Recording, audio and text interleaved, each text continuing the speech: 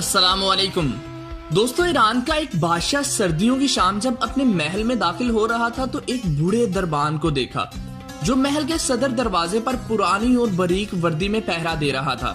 بادشاہ نے اس کے قریب اپنی سواری کو رکوایا اور اس ضعیف دربان سے پوچھنے لگا، تمہیں سردی نہیں لگ رہی؟ دربان نے جواب دیا، بہت لگتی ہے حضور، مگر کیا کروں، گرم وردی ہے ہی نہیں میرے پاس، اس لیے برداشت کرنا پڑتا ہے۔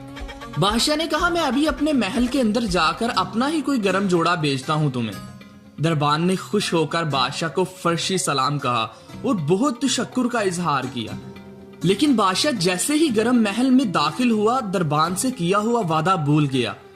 جب صبح ہوئی تو صبح دروازے پر اس بڑے دربان کی اکڑی ہوئی لاش ملی اور قریب ہی مٹی پر اس کی یک بستہ انگلیوں سے لکھی ہوئی یہ تحریر بھی ملی، بادشاہ سلامت، میں کئی سالوں سے سردیوں میں اسی نازک وردی سے دربانی کر رہا تھا، مگر کل رات آپ کے گرم لباس کے وعدے نے میری جان ہی نکال دی۔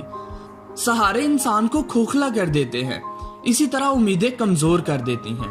اپنی طاقت کے بلبوتے جینا شروع کیجئے، خدا را سہاروں کی بساکیاں پھینک کر اپنی طاقت آزمائیں، پھر دیکھنا ایک وقت میں انشاءاللہ آپ وہ طاقت بن جائیں گے جو کبھی کسی نے سوچا بھی نہیں ہوگا۔ اللہ حافظ۔